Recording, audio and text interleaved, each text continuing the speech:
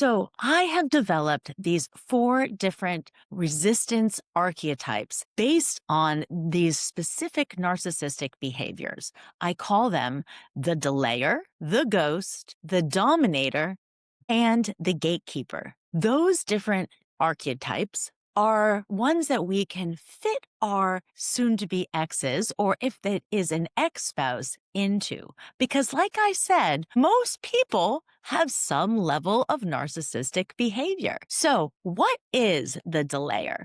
Well, the delayer is somebody who procrastinates, they avoid, they might prolong those deadlines or make excuses as to why they can't get things back to you in a timely fashion. They resist the closure that you're trying to achieve in this divorce process. The next one is the ghost. The ghost disappears altogether emotionally, completely shuts down, leaving you to handle everything. So they not only are delaying and procrastinating, but they're completely avoiding and not wanting to face what is in front of them, because divorce, let's face it, it is tumultuous. It is so hard to move through this process, especially if you haven't given yourself time to process the emotional grief.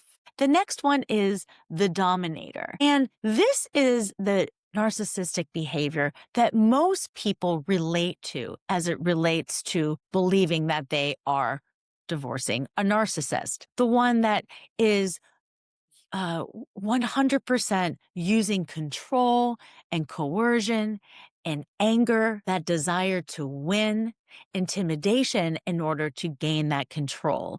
And that is the behavior that most of us correlates more specifically to narcissism. But like I said, we have a lot of different narcissistic behaviors that we might be dealing with right now. And the last one is the gatekeeper. So the gatekeeper might make you feel guilty, or they might create chaos in order to make you believe that you don't have access. So many people come into a divorce without a lot of knowledge about maybe their finances, and that other person has all of the control because they are the gatekeeper of that particular bit of information that is needed. But they begin to create guilt around you not having an understanding of it. So they use it against you that you don't have the knowledge, which then creates chaos for the process. And it really creates a lot of confusion